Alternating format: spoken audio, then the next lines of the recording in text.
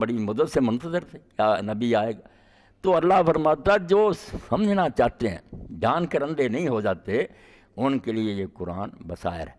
پہلا مرحلہ کیا ہوتا کہ دماغ مطمئن ہو. پہلے آپ قائل تو کریں کسی کو کہ میری بات سچی. دیکھیں 3 ٹکڑے بصائر ہدان رحمت. کیسے تدریج ہے.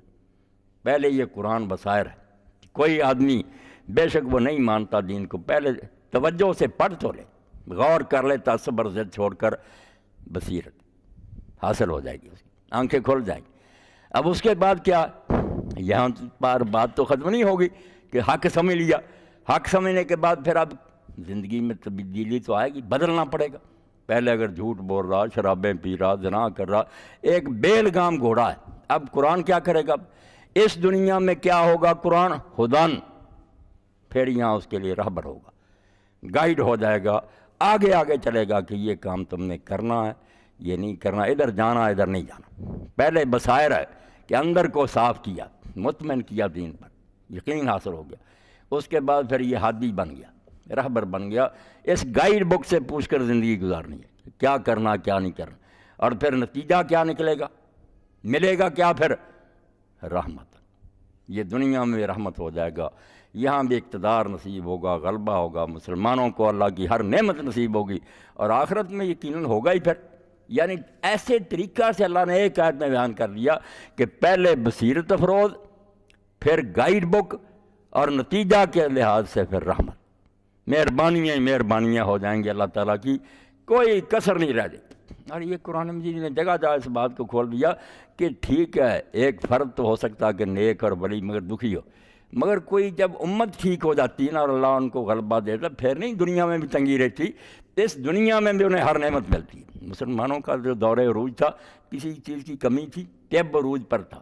اور کتنی مدت الشیخ الرئیس ابو علی سینا کی کتاب القانون یہ یونیورسٹیوں میں پڑھاتے رہے آج تک مانتے ہیں کہ یار طب پر جو اصول اس نے بنا دیے. کافر پڑھتے رہے برسیاں مناتے رہے کہ ابو علی سینا نے حد کر. امام محمد بن حسن الشیبانی رحمۃ اللہ علیہ ابو حنیفہ رحمۃ اللہ علیہ کے شاگرد ان کی کتاب السیر کہ انٹرنیشنل لا خود لکھتے ہیں کہ بھائی اس سے پہلے کسی نے بین الاقوامی قانون پر نہیں لکھا کہ ایک ملک دوسرے ملک سے کیسا تعلق رکھے مسلمان ریاستیں کیسے یہ ہوں غیر مسلموں کے ساتھ اگر معاہدہ پھر کیا جنگ ہے پھر کیا ذمہ ہے کیا. اتنی بڑی کتاب شرح ہوئی اس کی. یعنی اللہ نے اس دنیا میں ہر چیز دی ایسے باغات ایسے بند باندھے دریا دنیا حیران تھی کہ یہاں بھی جنت جس شہر میں جاتے تھے سوائی کئی کافر کہتے ہیں کہ ہم نے سفر کیا ایک شہر میں ایک ہم نے تنکا بھی نہیں دیکھا سڑکوں میں صفائی بہت اور ایسا انتظام. تو اللہ فرماتا قرآن کوئی معمولی بات ہے تمہیں ایک ایسی دولت دے دی ہے ایسی بابرکش عطا کر دی ہے کہ اگر آنکھیں کھول کر پڑھو گے پہلا مرحلہ تمہارا کوئی اعتراض باقی نہیں رہے. اور اب بھی یہ چیلنج ہے کہ ہٹ دھرم کا کوئی علاج نہیں. جو دوپہر کے وقت بھی کہا کہ نہیں سورج نہیں اس کا تو کوئی بندوبست ہے مگر جو ماننا چاہے اسے کہیں گے تو یہودی ہے عیسائی ہے سیکولر ہے لا 2 شبار اعتراض ہے پیش کرے.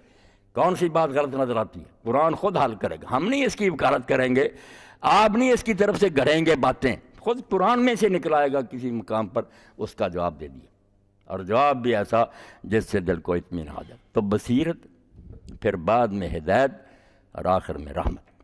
مگر ہے یہ سارا دھندا بصائر تو فرمایا سب کے لیے ساری دنیا کے لیے. یہ میں نے مسلمانوں کے لیے نہیں بتا رہا سارے جہان کے لیے. مگر ہدایت اور رحمت بنے گا صرف ان کے لیے لقوم یوقنون جو قوم یقین کر جائے گی مان جائے گی ایمان لے آئے گی یہ چیزیں تو اس کو ملے. کافر کے لیے پھر کچھ نہ رہا نہ ہدایت لیے اس نے سمجھ گیا. اللہ تعالیٰ نے سورہ نمل میں فرمایا کہ تم سمجھتے ہو کہ فرعون اور قارون جڑے دو تھے اور ان کے ساتھی ان کو سمجھ نہیں آئی.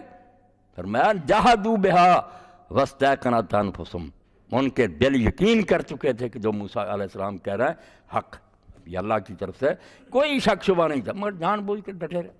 وہ کہتے جس طرح ہمیں گدی چھوڑنی پڑتی ہے مرید بننا پڑتا ہے بدلنا اپنے آپ کو پڑتا تو بصائر تو سارے جہان کے لیے ہر ایک کا شبہ دور کرے گا. باقی ہدایت رحمت جو ہے کہ ڈاکٹر کے نسخے سے فائدہ تو اس کو ہی ہوگا نا جو پھر استعمال کرے گا جو یقین کریں گے ان کے